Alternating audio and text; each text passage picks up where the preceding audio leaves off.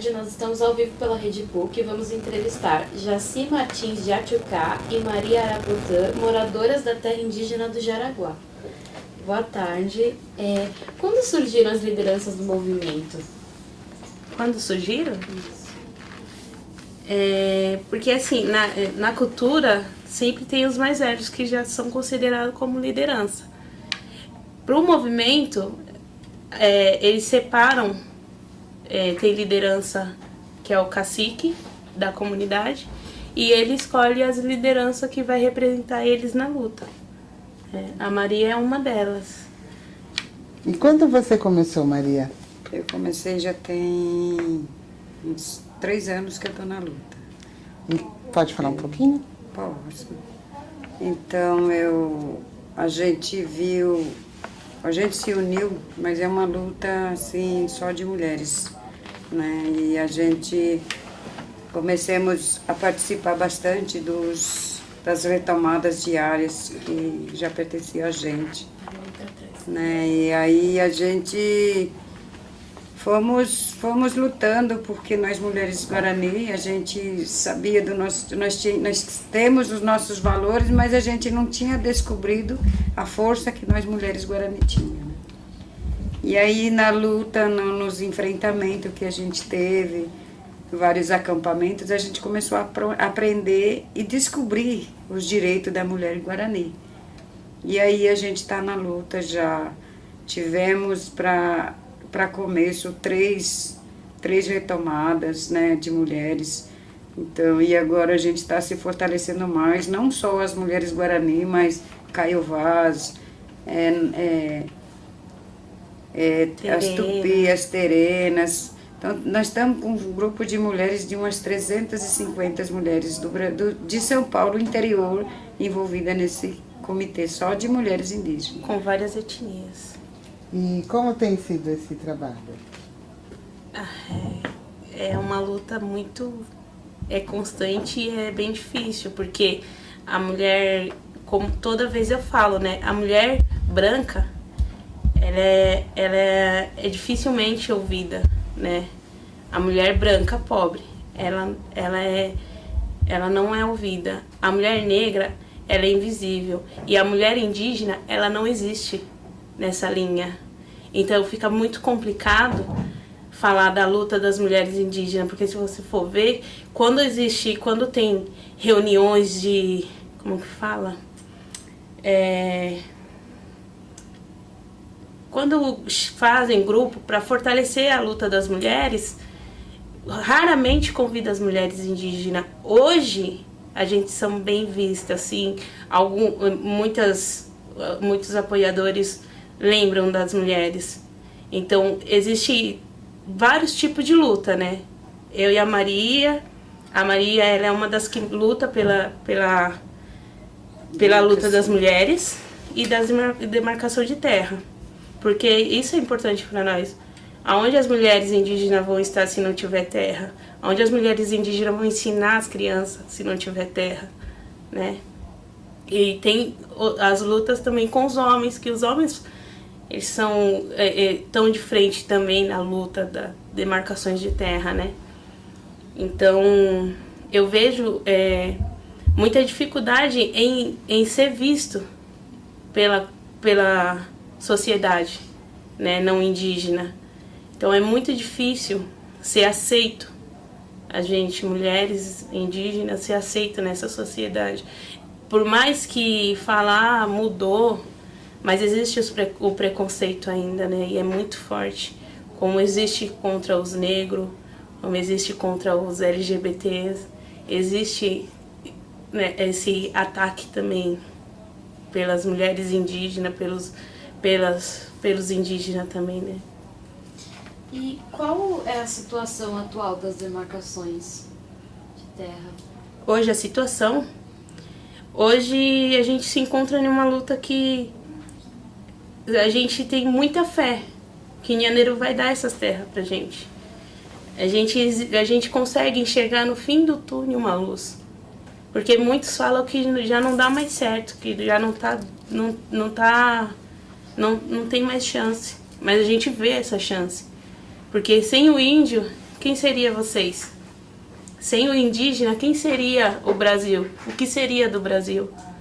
Quem estava aqui quando Pedro Álvares Cabral chegou, né? Era nós. Podemos e vamos entrar na justiça questionando todas as áreas demarcadas. Nós vamos pedir verificação de todos os laudos com fotos de satélite, mostrando que em 88 essas áreas eram antropizadas, povoadas por produtores rurais e por produção rural, por arroz com feijão, por frutas, por café, por cana-de-açúcar. Já eram povoadas e, portanto, não eram terras indígenas. Tinha lei na época, matava o bebê, jogava pra cima, fazia tiroteio, caía, que eu mostro igual boneca, caía o nosso filho. Tinha um vale de jagunço aqui que o fazendeiro contratou. Até hoje ainda não acabou essa luta, ainda tem jagunço nesse lugar aqui. Tá matando tudo. A nossa comunidade atropela, paga. A gente sai na nossa aldeia correndo de medo. Hoje tem lei. E será que na mão de você, você que são autoridade, você que são justiça, e será que não pode ser apoiar a gente? Dizendo que nós somos o progresso, nós somos o broto das terras, o broto do Brasil, de Mato Grosso do Sul. Nós não veio da Espanha, nós não veio de Portugal. Ele que invadiu o nosso país aqui em Brasil. Ele que tomou a terra nossa. Terra é nossa. Nós que somos donos da terra, do povo indígena. A Deus, quando fez terra, o índio também já tinha junto aqui no Brasil. Então eu vejo uma grande injustiça o que está fazendo com a terra indígena do Jaraguá. Não só essa está sofrendo hoje. Várias terras estão sofrendo. A Maria veio a semana passada. Ela foi numa luta que está tendo em Ubatuba, a aldeia de Renascer, né? Tá tendo o mesmo processo de reintegração de posse. Então, esse sofrimento, eles não pensam no que... Eles não estão prejudicando... Porque quem está interessado são aqueles que já têm dinheiro, aqueles que já têm terra, aqueles que já têm casa. Eles têm uma casa, um teto para dormir. Eles não estão pensando nas crianças, nas mulheres grávidas. Eles não estão pensando no futuro indígena. E não está prejudicando uma ou duas famílias. Está prejudicando umas 10 mil famílias, 30 mil. Isso está acontecendo hoje aqui em São Paulo, né? É uma coisa que está bem presente, está acontecendo. Não é bem visto, eu vejo que isso não está repercutindo muito. E se tiver, as pessoas fingem que não está vendo. Isso que nos deixa mais triste. Às vezes as pessoas apoiarem, as pessoas ir para a luta com a gente. As pessoas, quando eu falo as pessoas, eu falo a sociedade brasileira, os brancos. Não, criticam muito, né? Um dos motivos, do que mais me entristece é de ouvir um branco falar que ali a terra indígena do Jaraguá não é uma terra indígena, porque é cheio de cachorro abandonado. Só que nós indígenas, é o que eu canso de falar, não é nós indígenas que plantam um cachorro e nasce um monte de cachorro. É eles mesmos que estão abandonando os cachorros lá. E com esse abandono de cachorro doente, traz doença para nossas crianças. Quem sofre é nós. E se tirar nós dali, aonde a gente vai viver? Vai pro centro? Pode falar. Então, a gente temos, em São Paulo, nós temos 21 parques estaduais, né? Dentro de 8 parques, temos, acho que umas 8 aldeias indígenas que ficam dentro dessas áreas dos parques estaduais. Então está havendo uma grande discussão com o governo do estado, porque ele quer a privatização dessas áreas onde os indígenas hoje vivem, né? E foi numa dessa que a gente foi para a aldeia Renascer, em Ubatuba. A gente ficamos lá 10 dias acampado para não ter a reintegração de posse, que já estava tudo certo já para na sexta-feira passada a polícia ir lá e retirar essas famílias indígenas que estavam dentro dessa área. A gente foi lá, a gente acampou para dar uma força para os parentes, né? E tem outro aqui em São Vicente, que é uma área de parque também, dentro do Parque do Estado, que sofreu também uma reintegração de posse. A gente foi para lá também, a gente acampou, ficamos quase 20 dias sem voltar para o Jaraguá, e nós preocupadas, porque os meus filhos estavam em casa, só eu que estava lá na luta, né? Eu preocupada, porque a TI Jaraguá também está sofrendo essas ameaças de ser, a qualquer momento, ela ter uma reintegração de posse, né? Mas, graças a Deus, a gente conseguiu dar uma mexida no governo, e a gente conseguiu que ele fizesse, que ele parasse para ele pensar um pouco, né? Porque a gente não é como a gente falou para o ministro da Justiça lá de Brasília, a lei que eles colocaram em 1988 foi quando os índios assumiram o Brasil. Então a minha história, eu não tive história, né? Porque meus antepassados, bem lá atrás, 1500 anos atrás, então meus antepassados não existiram. Então eu vim do nada, né? E a gente, junto com outros guerreiros, outras mulheres, a gente batimos de frente com o ministro, defendendo a nossa terra. A gente falou para ele que Jaraguá a gente não ia devolver, que é o único lugar sagrado que tem dos Guarani, é ali no Jaraguá. E temos outras várias ainda áreas que a gente sofre violência, né? Porque eles atiram fogo, né? Não os indígenas, mas os pessoas, os vizinhos que moram por perto. Eles tacam fogo na aldeia, eles cortam um cano de água, eles deixam a comunidade sem água. A gente já não tem um saneamento básico da altura que a gente precisa. Aí o que a gente tem ainda vão lá e destrói, né? 14 fazendas foram invadidas. Eles tocaram fogo nas casas e expulsaram cerca de 30 índios que moram na aldeia. Assassinatos bárbaros se sucedem.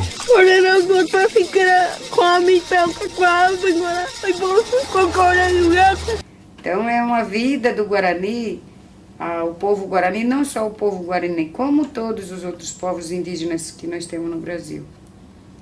Tem uma vida muito sofrida, muito. A gente tem encontros de mulheres de vários países que a gente vê o sofrimento dos indígenas ali, o governo não está nem aí, FUNAI não está nem aí, direitos humanos não está nem aí, Ministério Público não está nem aí com a vida do índio. Porque eu tive uma semana numa aldeia de Caiovás, no Mato Grosso do Sul, em Amambai. Eu tive lá 5 dias, eu vi os fazendeiros, eu vi a milícia matando os inocentes indígenas. Criança de 3, 4 anos, a bala, sem ter o que comer. Comeram porque a gente estava lá. Então para mim foi uma, assim, dentro da minha luta, para mim foi muito triste, né? Porque vendo meus parentes Caiovás sofrendo da maneira, as mulheres sendo estrupadas, sendo abusadas ali pelos fazendeiros, e o nosso governador, nosso presidente não enxerga as maldades dos donos desse país, né?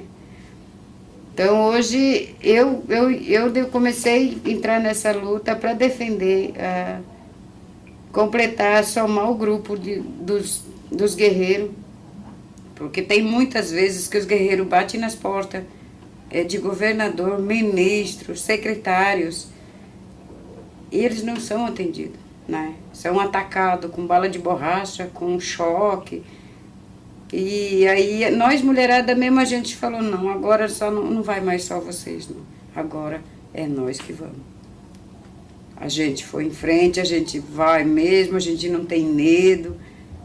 Nós enfrentamos a Polícia Federal, nós bate na mesa, nós sobe em cima da mesa se for preciso, mas a gente quer os nossos direitos.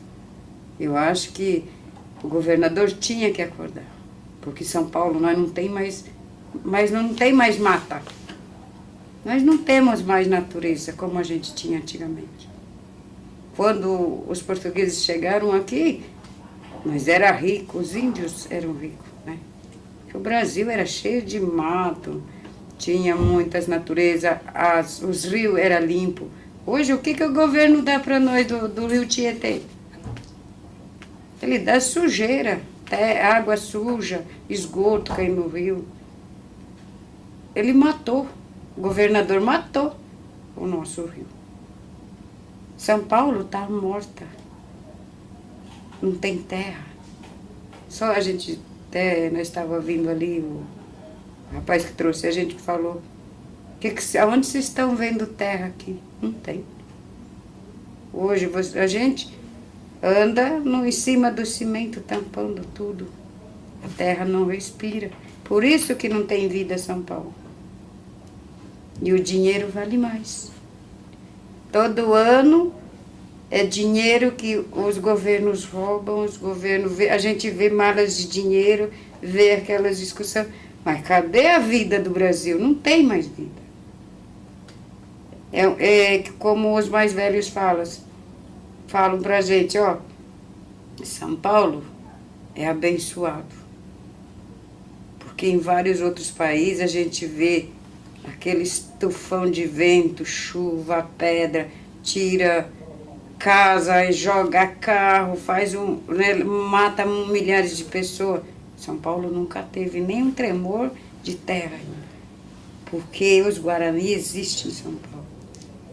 Os Guarani, quando é para chover, temporais, os Guarani, os outros povos ao redor de São Paulo, eles cantam, eles dançam, eles pedem panhanderu para não deixar acontecer, porque os filhos deles estão aqui. Então, é muito difícil acontecer um tremor de terra, uma ventania para descobrir casa. É muito difícil acontecer isso, porque os Guarani estão em São Paulo. O Guarani tem poder. Pico do Jaraguá, lá em cima, não sei se vocês já foram visitar, mas aquele pico lá, ele tem uma história. Antes de Afonso Sardinha passar por ali, já era uma aldeia ali, dos Tupi. Aquele pico lá em cima, onde fica as torres, lá era um lugar sagrado, onde nós, da comunidade, não podia pisar, a não ser os mais antigos, os mais velhos, os nossos rezadores, e só eles podiam pisar na terra sagrada, que era lá em cima no pico. Se nós subisse lá, eles brigavam, castigavam nós, porque lá era só eles que estavam podendo subir lá. Hoje nós não tem mais essa liberdade. Hoje todo mundo vai lá, faz o que quer lá em cima da nossa terra, mas nós não podemos subir lá, cuidar do nosso espaço. Uma pergunta, como que vocês veem essa campanha internacional, que até no Rock in Rio vários artistas falaram, como que vocês veem essa preocupação, esse olhar de fora, né? Isso ajuda? Vocês acham que é só um marketing? Como que vocês veem essa... Bom, eu vou falar do meu ponto de vista. Eu vejo que as pessoas lá de fora valorizam mais a cultura do que as pessoas aqui de dentro. A cultura, como eu disse no começo, o Brasil foi feito pelos indígenas, né? São Paulo foi feito por indígena. Cada ponto de São Paulo tem um nome indígena. Anhanguera. O que é Anhanguera, tia? Gente, é nome indígena, né, tia? Buraco do Diabo, Caminho do Diabo, aonde os bandeirantes passaram. E aonde o Bandeirantes passou, ele destruiu e matou. Então, o meu ver é que lá fora a gente somos mais apoiados do que aqui dentro, né? Aqui são poucos, como eu disse. Quando teve a Copa, não sei se vocês lembram, mas não passou na Globo, não passou em mídia nenhuma. Um menino, um indígena, entrou e ele levantou uma bandeira, uma faixa vermelha escrito, demarcação já. E aqui não repercutiu, mas lá fora foi. As câmeras de fora estavam vendo, as câmeras daqui de dentro viraram pro outro lado, pro Neymar. Então, como a tia falou, aqui a nossa riqueza, a nossa riqueza, de nós indígenas, é um lugar é um lugar que a gente pode nadar sem se preocupar em encontrar pneu ou algo do tipo. É a gente plantar e colher e se alimentar. Se a gente não tem isso, a gente não tem vida. Como ela falou, São Paulo não tem vida, né? Então, para nós, essa é a nossa riqueza. É a gente valorizar a terra. É a gente cuidar da nossa mãe terra. O ano passado, o tema da retomada indígena aqui na PUC foi Mãe Terra. Esse ano é das mulheres, a luta das mulheres indígenas, que não muda. A Mãe Terra, ela cuida. E a mulher indígena, ela cuida. Então, é isso. E qual a relação do projeto Pindorama com a aldeia do Jaraguá? Então, eu sou estudante, esqueci de falar, eu sou estudante daqui da PUC, eu faço Ciências Sociais, eu tô no 3º ano e eu tive que trancar porque eu engravidei, né, e acabei de ganhar um bebê. Mas a relação do Pindorama, eu vejo muito a importância do Pindorama, porque é uma oportunidade que os indígenas da aldeia tá tendo de aprender e fortalecer mais a luta. Porque os mais velhos, eles sabem do convívio, eles sabem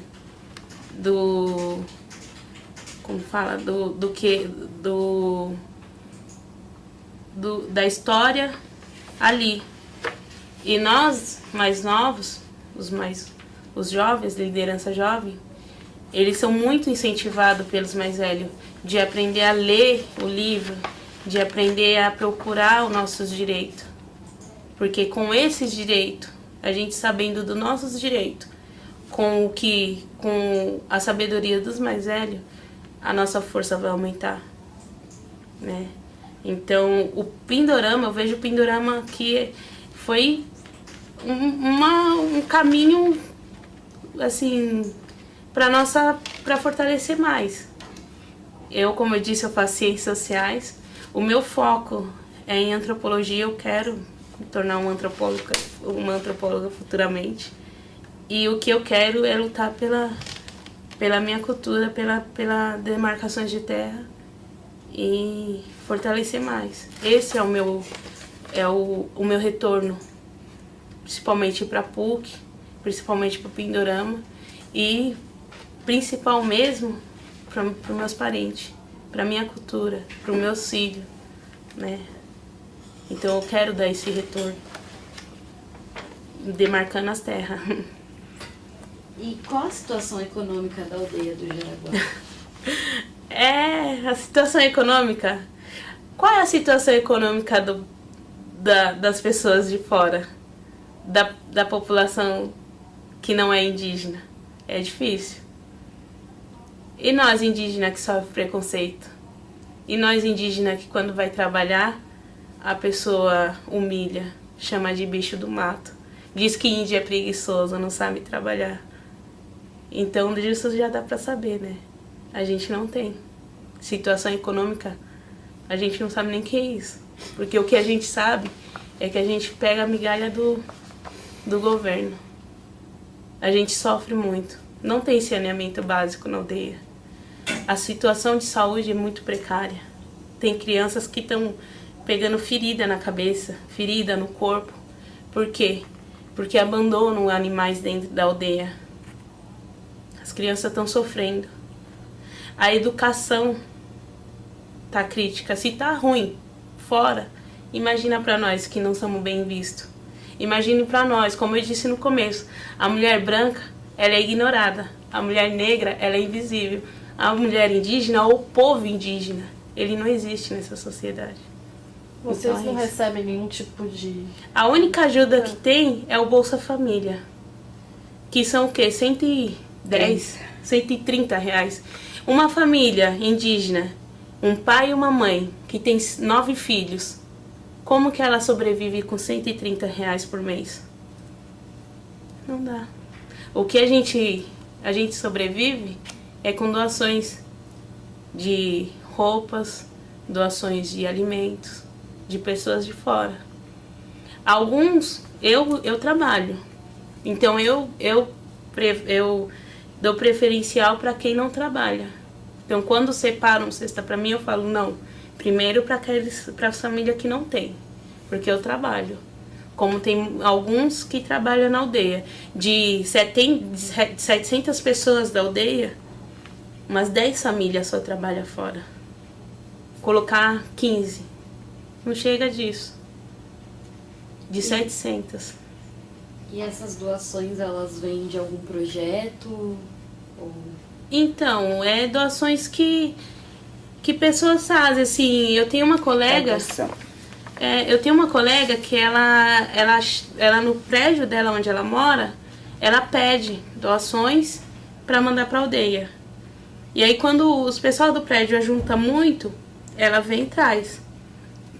E ela tira a foto para mostrar para eles que ela tá fazendo. Não porque ela já falou para mim, eu não tô tirando foto para aparecer dizendo, ó, tô doando para os indígenas. Não, ela tá tirando para provar para as pessoas que estão doando, que tá mandando para a aldeia.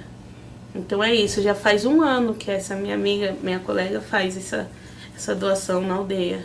Como tem muitos projetos, né? Muitas pessoas de fora, muitas ONGs também. Tem uma ONG que é a Hambúrguer do Bem, que todo ano, uma vez por ano, eles vão lá, faz uma festa para as crianças, levam brinquedo. Tem algumas ONGs que todo fim de ano leva presente para as crianças. Então, é bom isso, a gente vê, assim, porque querendo ou não, existem pessoas boas aqui ainda, que nos ajudam. E uma outra coisa, a questão da saúde, que você falou que não tem saneamento, né? Vocês foram reduzidos num espaço pequeno e com isso a cultura fica prejudicada pela falta de espaço, e isso interfere também na questão da saúde. Assim, nós tinha, na realidade nós estamos dentro das 553 hectares, né? Porque a gente não vai devolver para o governo, isso ele pode esquecer, né? E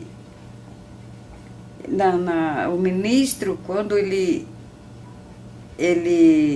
anulou a nossa portaria, que era os direitos nossos, das nossas terras, ele anulou, ele deixou para 1 hectare, 1,7, né? Na verdade, no papel, no documento, tá 3 hectares, mas na realidade é 1,7 hectares. Então, mas a gente continua ocupando essas áreas, a gente não vai desocupar.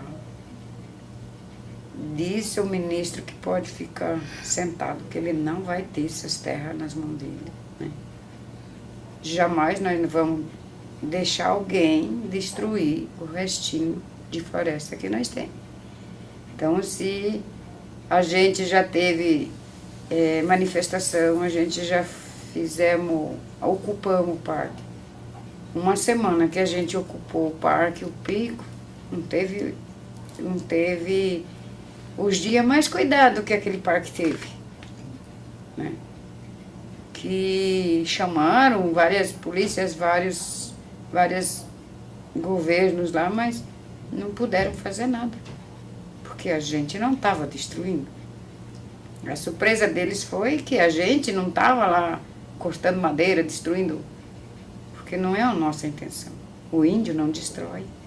O índio quer preservar o que é dele, porque a terra é sagrada, a mata é sagrada, tem ervas medicinais ali que a gente usa. Então, para que nós vamos destruir uma coisa que só tem ali? A gente tem que preservar, cuidar, não deixar destruir. A gente não destrói, a gente cuida. Nós já tivemos um dia o MST, depois nós tivemos o Código Florestal e agora a questão indígena. Não queremos medalhas pelo PIB, não queremos subir no pódio pelo PIB, nós só queremos paz. A invasão dos índios só se passar por cima do meu cadáver. A gente falou para o ministro, o senhor quer as terras de volta? Então vai lá com a máquina, abre um buraco, joga todos os indígenas lá, aí cobre. Aí depois o senhor vê a sua consciência onde vai ficar, porque de lá nós não saímos. Então aí a gente teve a portaria revogada, ela foi revogada, foi anulada, mas para nós é nossa e a gente vai continuar lá enquanto nós não tiver a demarcação. A gente não vai parar de estar incomodando os governos, jamais. A gente vai estar lá fazendo barulho, porque o Guarani, se não fosse de 1.500 anos para cá, se o Guarani não fosse resistente, ele não existia mais, já tinha acabado. Mas tem Guarani até hoje lutando, resistindo, passa fome, passa frio, dorme no chão, toma água, não tem tempo nem de comer, fica sem falar, mas está ali, não desiste. Então, o Guarani é resistente, Jaraguá é Guarani e nós não vamos desistir, jamais. Uma coisa que uma liderança, um tchamãe falou o ano passado para mim, e em uma entrevista que ele deu, e que eu guardo para sempre. E toda vez que eu vou falar sobre a terra, sobre a cultura, eu sempre repito o que ele falou, que ele e que nós, ou a gente vive nessa terra, ou a gente morre por ela. Que lindo. É isso que ele falou. E aí, como a Maria falou, que o ministro venha nos enterrar.